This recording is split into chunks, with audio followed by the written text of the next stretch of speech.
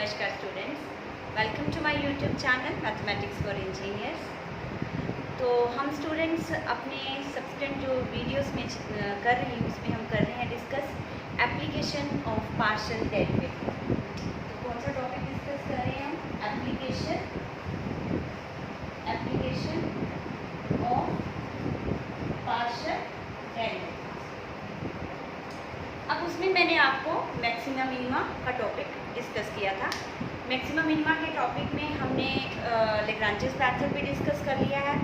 तो ये सारी, किसी को भी कोई प्रॉब्लम है तो ये मेरी पिछली वीडियोस में देख सकते हैं। आज का मेरा जो लेक्चर है वो है tangents and normal to the surface at some point. कोई पॉइंट हमें दिया गया होगा, उस पॉइंट पे टेंजेंट की इक्वेशन निकालनी है, टेंजेंट प्लेन की, और नॉर्मल लाइन की इक्वेशन निकालनी है। तो हमारा पार्शियल डेरिवेटिव किस तरह से हेल्प करता है वो हम इस टॉपिक में समझेंगे। तो हमारा टॉपिक का नाम क्या है? Equation of tangent plane and normal line to the surface. इस टॉपिक में हमने डिस्कस करनी है। ये किसके अंडर आ रहा है? Application of partial derivative. Application of partial derivative means जो हम डिफरेंट एप्लीकेशंस डिस्कस कर रहे हैं कि भी इससे मैक्सिमम मिनिमा ढूंढ सकते हैं, इससे ये कर सकते हैं, तो उसकी एक एप्लीकेशन है। इसका एक क्वेश्चन जो है वो 3 मार्क्स में आपको आ जाता है और बहुत ही ईजी क्वेश्चन है। इसकी एक फॉर्मूला ही कह लीजिए कि टेंजेंट प्लेन की ये इक्वेशन होती है, नॉर्मल लाइन की ये होती है, उसके बेस पे ही क्वेश्चन आ जाता है। It's very easy to attempt. तो ये एप्लीकेशन आप सभी स्टूडेंट्स ने अच्छी तरह से समझ लीजिए किस तरह से करनी है। अब सबसे पहले इक्वेशन ऑफ सरफेस क्या होती है? सबसे पहले दिमाग में आपको क्वेश्चन आएगा कि सरफेस की इक्वेशन क्या होती है, जिसमें z आ गया, f of x y z equal to 0। तो ये किसकी इक्वेशन होगी? ये एक सरफेस की इक्वेशन होगी। अब उसको मैंने यहाँ पर एक बनाकर दिखा दिया आपको। ये सरफेस इस तरह का भी कोई भी हो सकता है, सरफेस कोई भी, इसमें 3 एक्सिस यूज़ होगी, जैसे टेबल का टॉप ऑफ टेबल, कोई भी और भी सरफेस हम कंसीडर कर सकते हैं जिसमें तीनों एक्सिस यूज़ होगी। उसके इक्वेशन, उसमें से टेंजेंट प्लेन की इक्वेशन और नॉर्मल लाइन की इक्वेशन निकालनी है, तो ये हमारी टेक्निक यूज़ होती है। तो ये मैंने आपको रफली बनाकर दिखाया है कि एक सरफेस है जिसपे एक पॉइंट है P, उसके कोऑर्डिनेट्स क्या लिए? x1 y1 z1। अब इस पॉइंट पे equation of normal line, normal line means इस पॉइंट पे इस सरफेस के कोई नॉर्मल लाइन की इक्वेशन ढूंढनी होगी। तो वो क्या होगी? x minus x1। x1 कौन सा पॉइंट? जिस पॉइंट पे हम ढूंढ रहे हैं, x minus x1 divide by curl f by curl x at x1 y1 z1।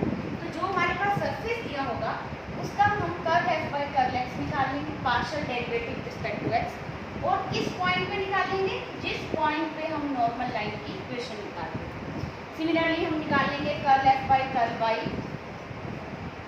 At the same point x1 y1 z1, और निकालेंगे curl f by curl z at the same point x1 y1 z1। और जो equation of normal line होगी वो होगी x minus x1 divide by curl f by curl x equal to y minus y1 divide by curl f by curl y equal to z minus z1 divide by curl f by curl z।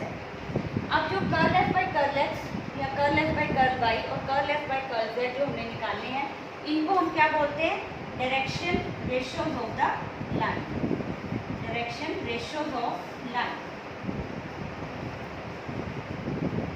और अगर हमने tangent plane की equation निकालनी है उसी point पे, हम उसी पॉइंट पे ही निकाल रहे हैं इक्वेशन ऑफ टेंजेंट प्लेन, तो उसकी इक्वेशन क्या है? ये दोनों फार्मूले ही हैं, जस्ट हमने फार्मूले को यूज़ कर कर ये क्वेश्चन निकालना होता है। तो इसलिए ईजी है क्वेश्चन हमारा। x माइनस x1 इंटू, यहाँ पर हमने क्या किया था? डिवाइड, यहाँ पर इसके साथ आ जाएगा curl f by curl x at the same point x1 y1 z1। जो मैंने ये सबस्क्रिप्ट लिखा है x1 y1 z1 का, इसका मतलब यही है कि जो भी वैल्यू निकाल रहे हैं हम इसी पॉइंट पे निकाल रहे हैं, plus y minus y1 into curl f by curl y at x1 y1 z1 plus z minus z1 into curl f by curl z at x1 y1 z1 equal to 0। तो ये होगी equation of tangent plane. एक बार इसको अच्छी तरह से समझ लीजिए, फिर इसके ऊपर हम क्वेश्चन करेंगे। सबसे पहली पॉइंट आपने क्या समझना है? इक्वेशन ऑफ सरफेस किस तरह की होगी? f of x y z equal to 0। इसके हमने वैल्यू किसकी निकालनी होगी? Curl f by curl x curl F by curl F by curl Z means partial derivative with respect to X, Y और जेड तीनों हमने निकालने होंगे। तो ये आपका पहला बेसिक स्टेप हुआ करेगा। फिर अगर आपको उसने नॉर्मल लाइन की इक्वेशन करी है निकालने को तो आपने ये वाली इक्वेशन यूज़ कर लेनी है। अगर टेंजेंट प्लेन की इक्वेशन निकालने को कही है तो आपने ये वाली इक्वेशन यूज़ कर लेनी है। किस पॉइंट पे कही है ये आपने ध्यान में रखना है। कोई भी पॉइंट छूट दिया होगा कि इस पॉइंट पे आप टेंजेंट प्लेन की इक्वेशन निकाल लो या नॉर्मल लाइन की, उस पॉइंट पे सारी वैल्यूज निकाल कर हम इसमें इक्वेशन में यूज़ कर लेंगे। इसको मैं इक्वेशन नंबर 1 कह रही हूँ, इसको इक्वेशन नंबर 2 कह रही हूँ। तो दोनों इक्वेशंस को हम यूज़ कर हम वैल्यूज़ निकालें। तो नेक्स्ट हम एक क्वेश्चन करते हैं डिस्कस। तो सबसे पहले मैंने एक बेसिक क्वेश्चन लिया है। इसमें मैंने एक सरफेस लिया है x²/4 + y²/9 - z²/25 = 1। इस सरफेस के ऊपर हमने इक्वेशन ऑफ टेंजेंट प्लेन निकालनी है and equation of normal line निकालनी है। और पॉइंट कौन सा दिया है 2, 3, 5। ये सबसे इजी क्वेश्चन है जो 2 मार्क्स में 3 मार्क्स में पेपर में आ जाता है। इसमें जस्ट हमने पार्शियल डेरिवेटिव निकालने होते हैं और इक्वेशन जो मैंने आपको पिछले स्लाइड में दिखाई हैं उसको आपने यूज़ करना होता है और इक्वेशन निकाल कर देना है। अब एक एक करके हम स्टार्ट करते हैं।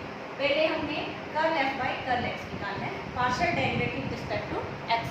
तो इसमें वाई और जेड क्या हो गए कॉन्स्टेंट। तो x² का डेरिवेटिव 2x, 2x/4, y² का डेरिवेटिव 0, z² का 0। तो curl F by curl X आ गया हमारे पास x/2। Now find curl F by curl Y, partial derivative with respect to y। तो अब x कांस्टेंट हो गया तो इसका x²/4 का 0 हो गया डेरिवेटिव, y²/9 का हो गया 2y/9, z² का 0 हो गया। Next curl F by curl Z, partial derivative with respect to z, x²/4 का 0, y²/9 का 0। तो यहाँ पर माइनस z² का डेरिवेटिव 2z/25। तो तीनों डेरिवेटिव निकाल लिए। अब तीनों डेरिवेटिव हमने इस पॉइंट पे निकालने हैं। ये पॉइंट इंपॉर्टेंट है, इस पॉइंट पे हमें इक्वेशन निकालनी है। तो नेक्स्ट स्टेप होगा curl F by curl x.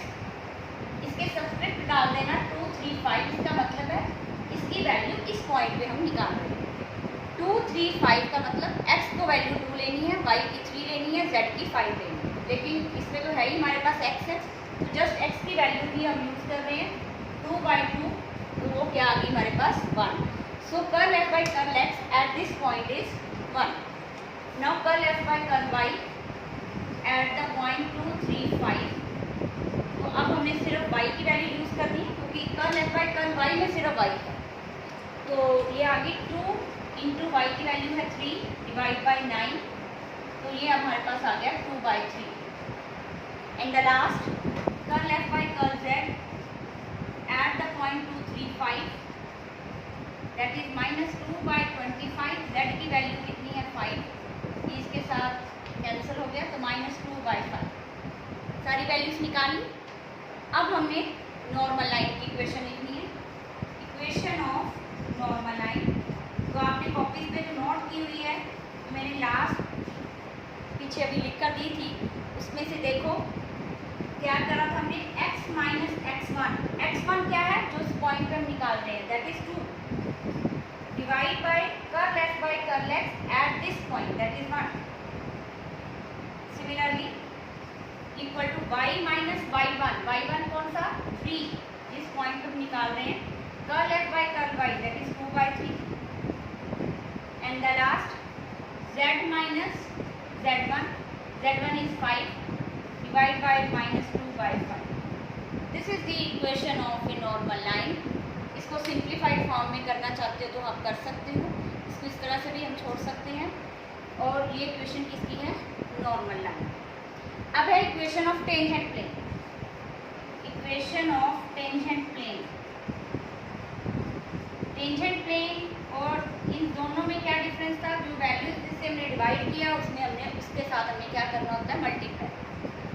x - x1 that is x - 2 into curl F by curl X वो 1 है, plus y - y1 that is 3 into 2/3 plus z - z1 that is 5 into -2/5 equal to 0।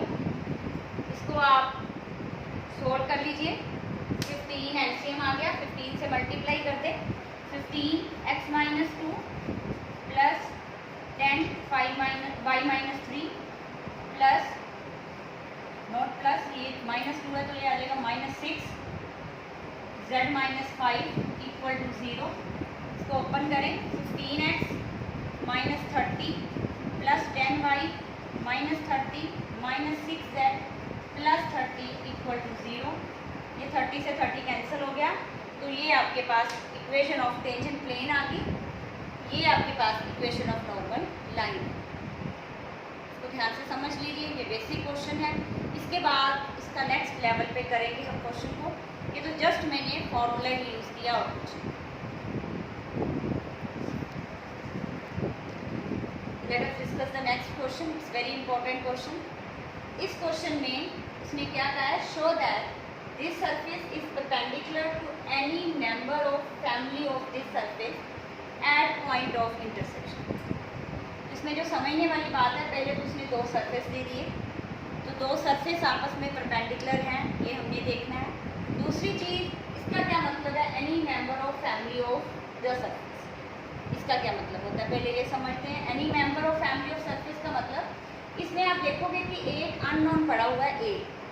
अगर ए को different values दें तो हमारे पास different surfaces बनते जाएंगे।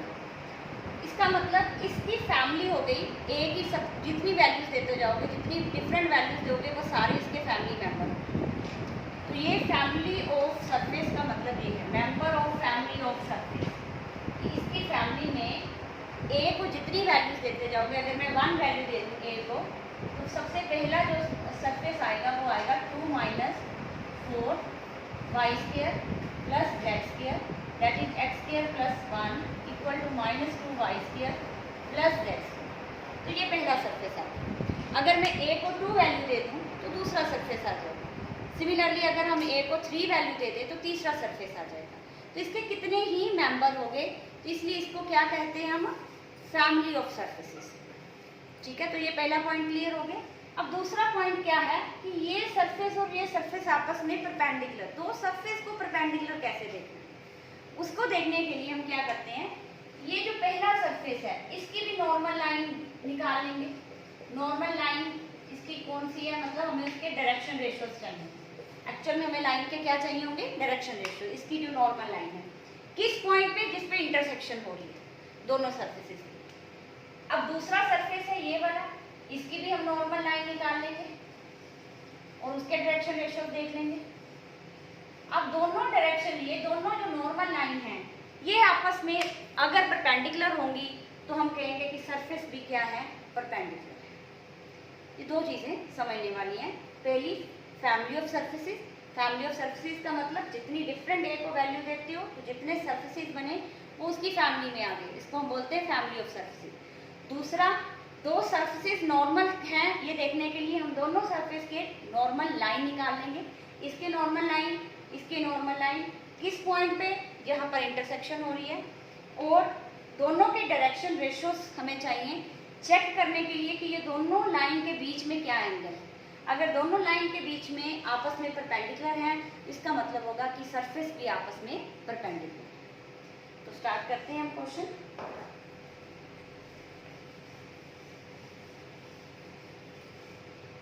पहला हमारा सरफेस है, उसको नाम देते हैं f of x y z equal to x² - 2yz plus y³ - 4 equal to 0।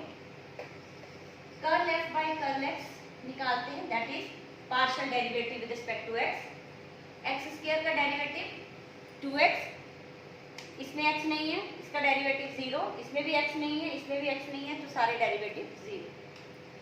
Curl f by curl y partial derivative with respect to y, तो यहाँ से क्या आ जाएगा, -2z कांस्टेंट है वो बाहर आ गया, y के साथ डेरिवेटिव 1 प्लस y³ का derivative 3y square, 3y square, y³ का डेरिवेटिव 3y स्क्वायर।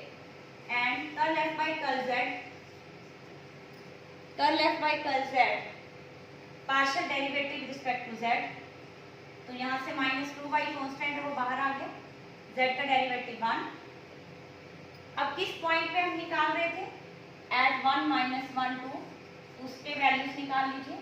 1 - 1 2 पे इसकी वैल्यू, x की वैल्यू क्या डालनी है 1, y की -1 और z की 2।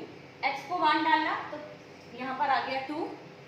Similarly curl f by curl y at 1 - 1 2, तो z की वैल्यू क्या डाल रहे हैं 2, -2 × 2 + 3y स्क्वायर -1 का स्क्वायर, तो ये आ गया -4 + 3 that is -1। Curl f by curl z eight this point 1 - 1 2, तो ये आ गया -2 × -1, तो ये आ गई 2। मैंने क्या कहा था कि आपको इक्वेशन ऑफ लाइन निकालने की जरूरत नहीं है, हमें सिर्फ डायरेक्शन रेशियोज ही रिक्वायर्ड होते हैं दो लाइनों के बीच में एंगल देखने के लिए। तो पहली जो लाइन आई है इस सरफेस के जो नॉर्मल आई है, direction ratios normal to direction ratios of line, direction ratios of line normal to surface, जिसका नाम हमने f रखा है, उसके डायरेक्शन रेशियोज कौन से आए हैं 2 एंड -1 एंड 2, ये मैंने साइड पे लिख दिया। Direction ratios of line normal to the surface f, और वो क्या आए हैं 2 -1 एंड 2, वो हमने साइड पे रख दिए। अब सिमिलरली हम इस सरफेस, इसको नाम दे देंगे हम g, इस सरफेस के नॉर्मल लाइन के डायरेक्शन रेशियोज निकालेंगे।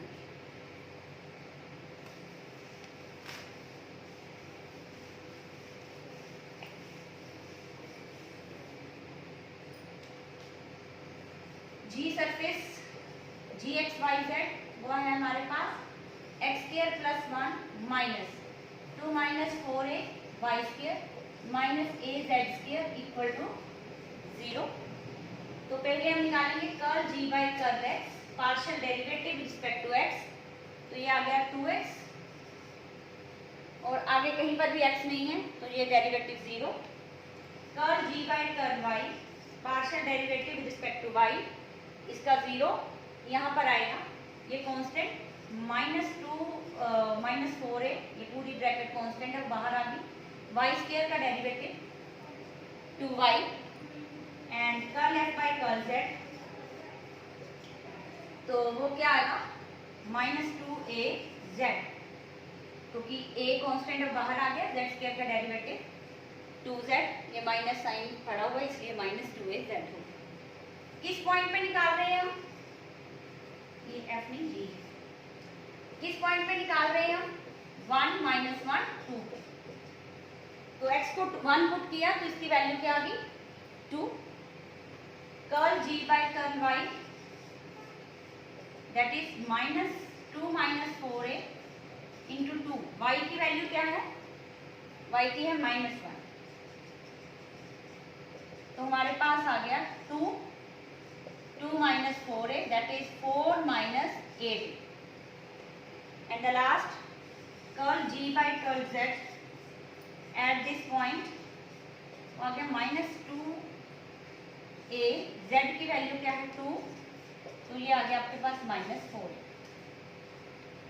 अब g सरफेस के जो नॉर्मल लाइन है उसके डायरेक्शन रेशियोज क्या है, direction ratios of line normal to surface g, उसके डायरेक्शन रेशियोज क्या आए हैं 2 4 - 8a एंड -4a,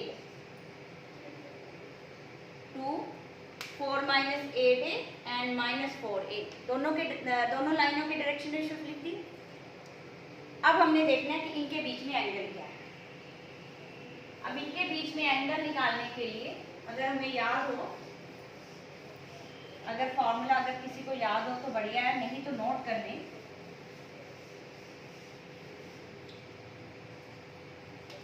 पहले डायरेक्शन रेशियोज है 2 - 1 2, दूसरे हैं 2 4 - 8a -4a, तो अपने फॉर्मूला नोट कर लीजिए कॉपीज पे कि ये दोनों डायरेक्शन रेशियोज एंगल बताएंगे कि इनके बीच में एंगल क्या है लाइन के बीच में, तो पहले को पहले से मल्टीप्लाई करना है, 2 इंटू 2 प्लस नेक्स्ट वाई वाले नेक्स्ट क्वाड्रेंट को नेक्स्ट से मल्टीप्लाई करिए, -1 इंटू 4 माइनस 8 है, एंड लास्ट और तीनों को प्लस कर दीजिए, पहले को पहले से मल्टीप्लाई, दूसरे को दूसरे से, तीसरे को तीसरे से, और आपस में बीच में प्लस का साइन, और इसकी वैल्यू देखनी है।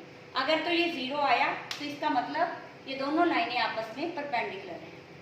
डायरेक्शन रेशियोज की आपस में प्रोडक्ट कर कर उसका सम अगर 0 आया तो दोनों लाइनें आपस में परपेंडिकुलर हैं। अब हम चेक करते हैं कि क्या आया हमारा, ये 4, यहाँ पर -4 प्लस 8 है, और यहाँ पर -8, ये कट गए सारे, और हमारा क्या आ गया 0। इसका मतलब ये दोनों डायरेक्शन रेशियोज हमें बता रहे हैं कि ये दोनों लाइनें आपस में परपेंडिकुलर हैं। कौन सी लाइनें परपेंडिकुलर हुई, इस सरफेस के नॉर्मल लाइन और इस सरफेस के नॉर्मल लाइन, दोनों के बीच में एंगल क्या है 90 डिग्री का, आपस में परपेंडिकुलर है। इसका मतलब ये दोनों सरफेस जो हैं वो आपस में परपेंडिकुलर है। समझ आ गया क्वेश्चन? एक बार अच्छी तरह से इसको देख लीजिए। अगर कोई डाउट है तो आप बीच बीच में कमेंट कर पूछ सकते हैं कि भाई हमें ये चीज़ कॉन्सेप्ट नहीं क्लियर आया। इसके बाद मैं नेक्स्ट एक और एग्जांपल लूँगी, तीनों डिफरेंट एग्जांपल नहीं है, इस तीनों एग्जांपल्स के बेस पे ही आपको पेपर में क्वेश्चन आता है, ठीक है? हाँ जी, next question again very very important question, तीनों ही डिफरेंट क्वेश्चन है।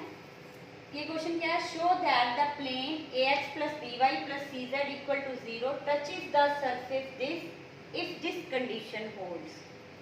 मतलब इस इक्वेशन को ये टच, इस सरफेस को ये टच करता है अगर ये कंडीशन होल्ड होगी।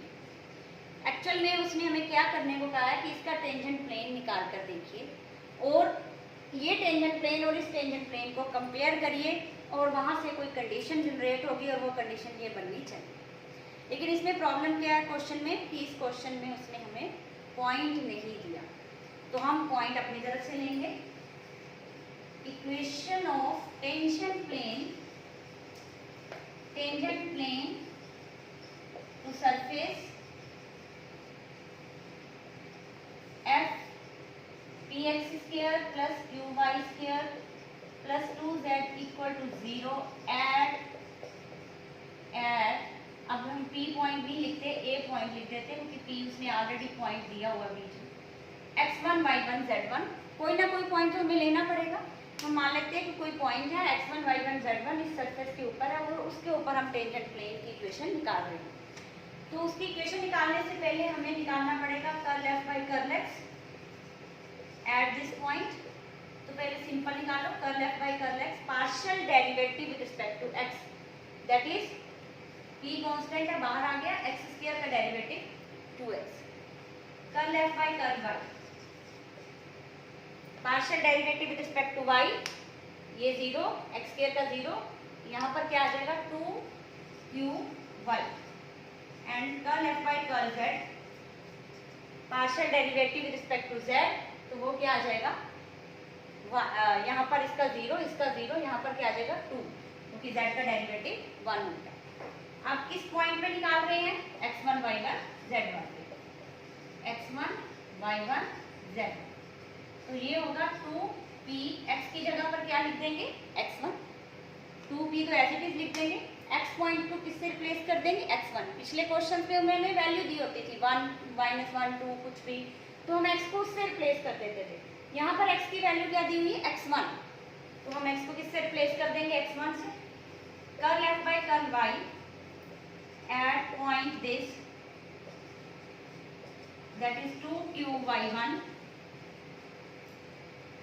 and curl f by curl z, तो इसमें तो z है ही नहीं है, 2 है, तो इसमें कोई भी वैल्यू रिप्लेस नहीं होगी। अब इक्वेशन का फॉर्मूला लगाइए, इक्वेशन x माइनस x1, क्योंकि पॉइंट हमारा x1 y1 z1 है, तो यहाँ पर भी x1 आएगा। Curl f by curl x की वैल्यू क्या है 2px1 plus y minus y1, curl f by curl y की value 2qy1, z minus z1 into 2 equal to 0। तो ये उसके accordingly equation of tangent plane है, जो हमारे फार्मूले के अकॉर्डिंगली इस सरफेस की इक्वेशन ऑफ टेंजेंट प्लेन ये होनी चाहिए, लेकिन उसने हमें ये दी है। अब इसको कंपेयर करने के लिए थोड़ा सा हम इसको एक सिंप्लीफाइड फॉर्म में लेकर जाएंगे। सिंप्लीफाइड फॉर्म करने के लिए इसको मल्टीप्लाई करें तो ये आ गया हमारे पास 2, पहले तो टोटल कॉमन आ रहा है, 2 कैंसिल हो गया, तो यहाँ से आ गया x minus x1 into P x1 plus y minus y1 into Q y1 plus z minus z1 equal to 0। पहले तो 2 कैंसिल कर दिया, उसके बाद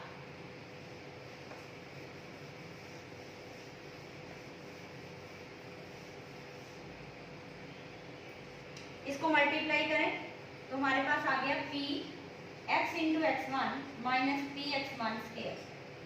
x को इससे मल्टीप्लाई किया, p x into x1 minus p x1 square plus similarly यहाँ q y into y1 minus q y1 square plus z minus z1 equal to 0।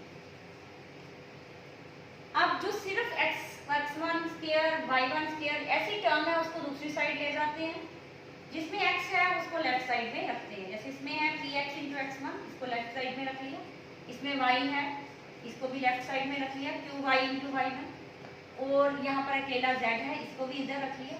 बाकी सारी टर्म्स को हम दूसरी साइड ले जाते हैं।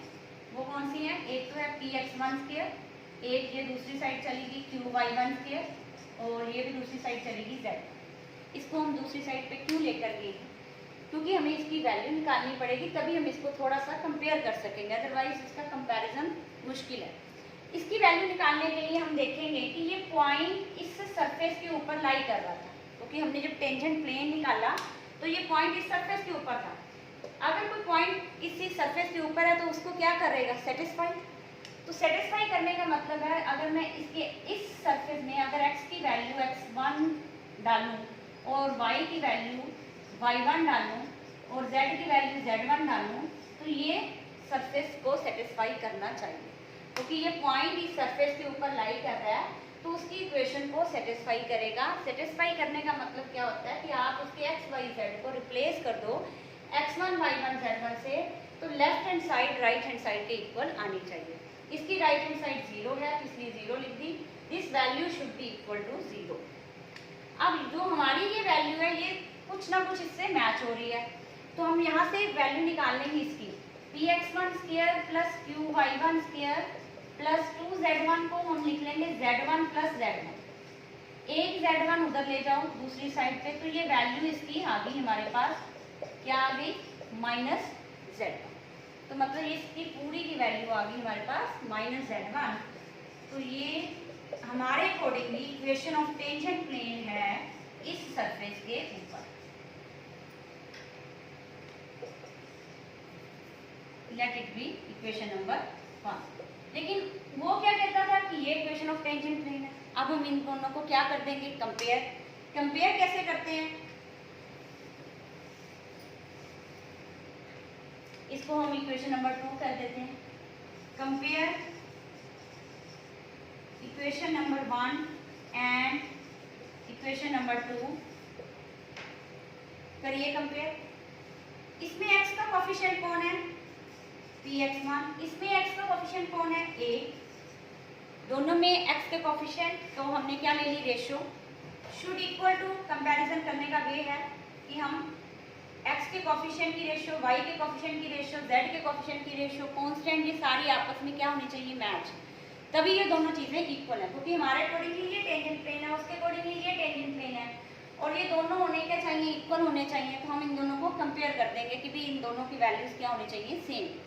तो यहाँ पर px1 x का कोफिशिएंट और वहाँ पर x का कोफिशिएंट है a, यहाँ y का है qy1 और यहाँ पर y का कोफिशिएंट है b, यहाँ पर z का कोफिशिएंट है आया है 1 और यहाँ पर z का कोफिशिएंट आया है c, और यहाँ पर कांस्टेंट क्या है, what is the constant. Constant को हमें इस साइड पे लाना पड़ेगा क्योंकि इसका कांस्टेंट भी लेफ्ट हैंड साइड में है, तो हम इधर लाएंगे तो प्लस z1 इक्वल टू 0 हो जाएगा। तो इधर कांस्टेंट है z1 और उसका कांस्टेंट कौन है, d। ये सारी चीजें इक्वल होनी चाहिए, तभी ये दोनों प्लेन आपस में इक्वल होंगे। अब ये इक्वल होने का मतलब है हमें x1 y1 z1 की वैल्यू यहाँ से मिल जाएगी कि भी हमारी x1 y1 z1 क्या है।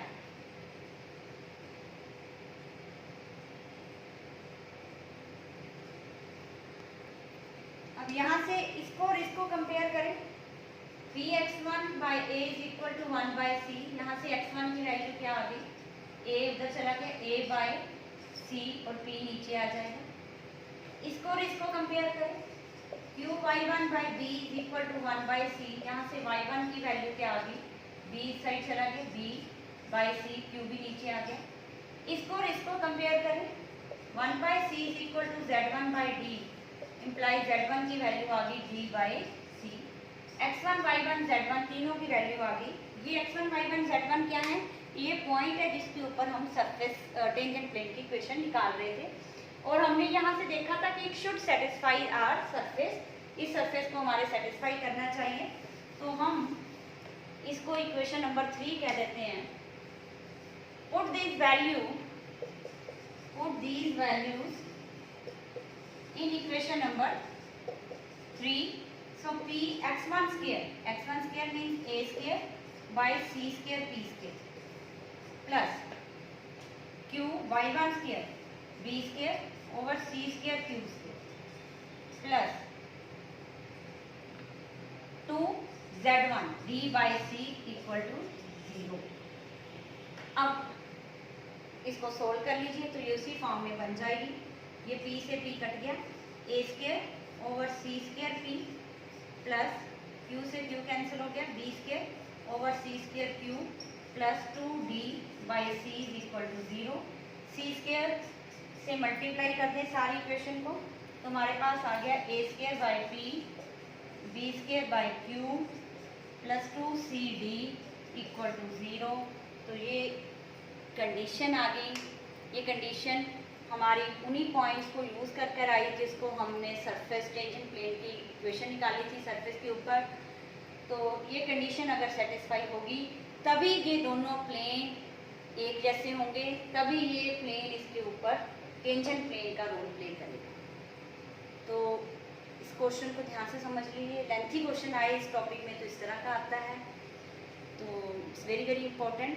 इसके अलावा अगर आपकी किसी यूनिवर्सिटी में और भी कोई डिफरेंट क्वेश्चन आया हुआ है तो आप मुझे लिख दीजिए, हम उसको भी सॉल्व करेंगे। तो this is the topic application of partial derivative. In the next lecture I will try to cover the next topic infinite series. Okay then.